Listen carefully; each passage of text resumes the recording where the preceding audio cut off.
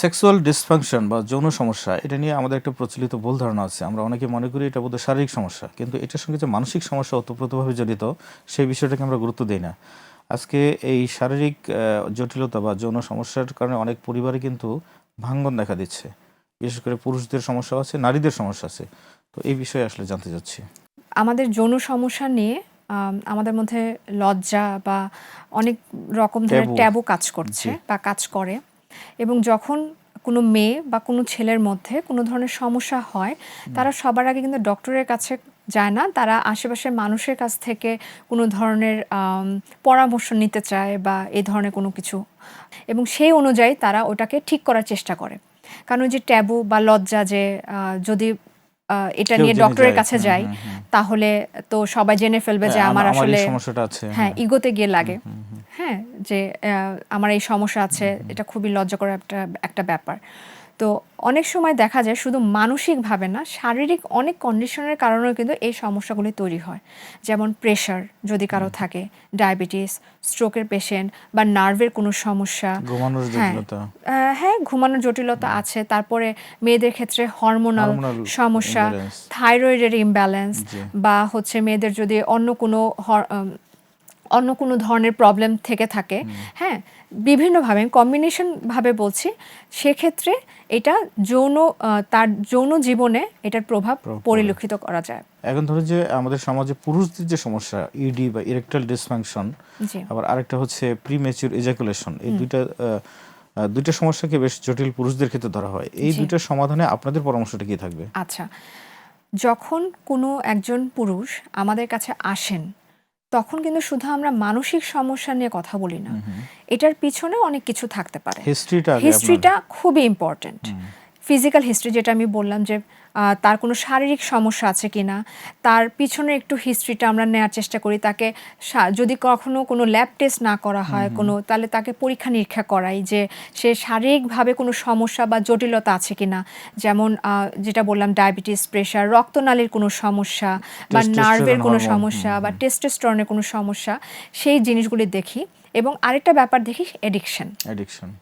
যে অ্যালকোহলের পরিমাপ, অ্যালকোহলটা পরিমাণ, এবং সে কোনো অন্য ধরনের মাদকদ্রব্য সেবন করছে কিনা, এই ব্যাপারগুলি কিন্তু দেখি।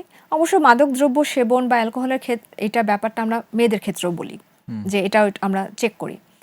এই সমস্ত সমস্যা চেক ওমনিকেয়ার ডায়াগনস্টিক লিমিটেড, আপনার আস্থার ডায়াগনস্টিক, নির্ভুলতায় কোনো আপোষ নয়।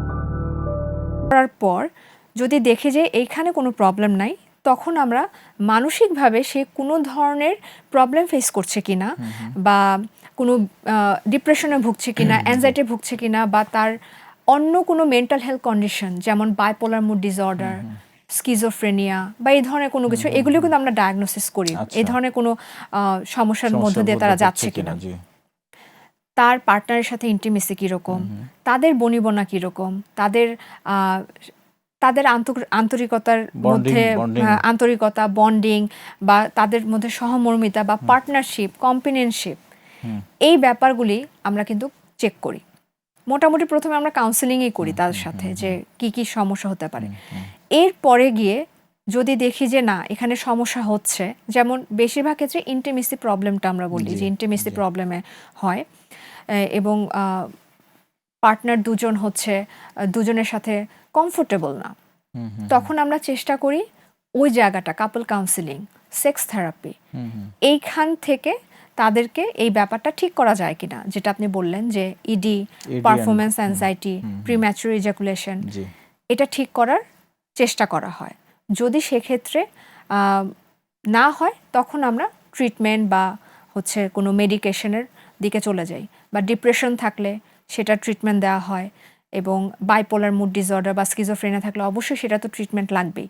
সেক্ষেত্রেও কিন্তু মেডিসিনের গুরুত্ব অনেক বেশি। আচ্ছা, এখন কারো একটা পুরুষের প্রিম্যাচিউর এজাকুলেশন বা ইডি ইরেকটাইল ডিসফাংশন আছে, সে কি ইউরোলজিস্টের কাছে যাবে, না মানসিক মনোরোগ বিশেষজ্ঞের পরামর্শ দরকার আছে? তার ক্ষেত্রে কোনটি বেশিরভাগ ক্ষেত্রে দেখা যায় যে ইউরোলজিস্টের কাছে আগে যায়। আগে যায়? হ্যাঁ, ওনাদের কাছে আগে যায় যখন ইউরোলজিস্ট মনে করেন যে তার কিছু মানসিকভাবেও সে Psychological বা- হ্যাঁ সাইকোলজিক্যাল ইস্যুস তৈরি হচ্ছে বা পার্টনারের সাথে প্রবলেম চলছে, রিলেশনশিপ ইস্যুস আচ্ছা, আছে, আচ্ছা। হ্যাঁ, বা মাদকদ্রব্য সেবন করছে, তখন কিন্তু ওনারাই রেফার করে দেন সাইকিয়াট্রিস্টদের কাছে যে না এখন এটা তো আমি ট্রিটমেন্ট করছি, এখানে তার অন্যান্য জটিলতাও আছে। আচ্ছা, সেটা যেমন আমরাও কিন্তু যদি অন্য জটিলতা থাকে শারীরিকভাবে, আমরাও কিন্তু কার্ডিওলজিস্টকে প্রেফার করি, ইউরোলজিস্টকে প্রেফার করছি, ডায়াবেটোলজিস্টকে প্রেফার করছি, ওনাদেরকে কিন্তু পাঠিয়ে দেই। এই রেফার কিন্তু আমরা করছি।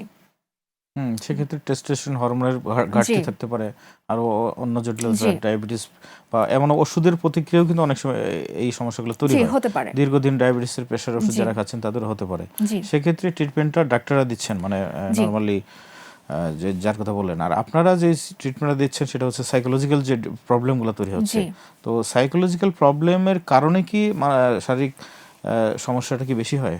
মানে হতে সমস্যা পারে। হতে পারে। ও যে আমি বললাম যে রিলেশনশিপ ইস্যু থাকলে বা অনেক সময় এটার মধ্যে একটা ভয়ও কাজ করে, অনেকের কিন্তু ভয়ও কাজ করে, অনেক উৎকণ্ঠা কাজ করে, জি। যেটাকে আমরা পারফরমেন্স অ্যাংজাইটি anxiety বলি, বলি। যে ভীতিকর একটা ব্যাপার বা এটা নিয়ে একটা আগে থেকে একটা ফোবিয়া তৈরি হয়ে যাওয়া অনেকে কিন্তু হয়, বিশেষ করে মেয়েদের ক্ষেত্রে এটা বেশি পরিলক্ষিত হয়। আচ্ছা, হ্যাঁ, তো তখন কিন্তু এই জায়গাটা আমাদের কাজ করতে হয়। কাজ করতে হয়।